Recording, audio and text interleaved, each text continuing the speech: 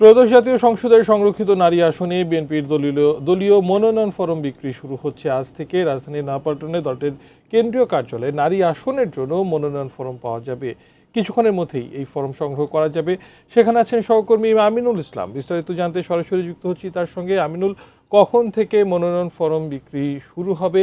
নিশ্চয়ই নেতাকর্মীরা ইতোমধ্যে ভিড় করা শুরু করেছেন। কি অবস্থা বিএনপির এই কার্যালয়ের সামনে? থেকে এটি আনুষ্ঠানিকভাবে যারা মনোনয়ন ফর্ম কিনতে এসেছেন তাদের হাতে এটি আনুষ্ঠানিকভাবে ফর্ম বিক্রি শুরু করেন দলের দপ্তরের দায়িত্বপ্রাপ্ত আমরা দেখছি যে বিভিন্ন স্তরের বিএনপির যারা নারী সদস্য রয়েছেন তারা এই কার্যালয়ে আসছেন ফর্ম নিতে এবং তারা প্রত্যাশা করছেন যে তাদের 17 বছর যেহেতু বিএনপি রাজপথে ছিলেন, বিরোধী অবস্থানে ছিলেন, সেক্ষেত্রে আসলে অনেক নারী নেত্রীদের ভূমিকা রয়েছে এই আন্দোলন সংগ্রামে এবং এছাড়াও বিভিন্ন পর্যায়ে সাংস্কৃতিক অঙ্গনে অন্যান্য বিভিন্ন সেক্টরে তারা প্রত্যাশা করছেন যে তারা সেই মনোনয়নটি পাবেন। আমরা দেখছি যে এই নয়াপল্টন দলীয় কার্যালয়ের সামনে এবং অনেকেই এসেছেন যারা দীর্ঘদিন ছিলেন, তারা এখানে উপস্থিত রয়েছেন। আজকে কি জন্য এসেছেন? এবং আজকে থেকে আমাদের দলীয় কার্যালয়ে মনোনয়ন ফর্ম উদ্বোধন হলো এবং আমি আলহামদুলিল্লাহ একটি ফর্ম কিনেছি।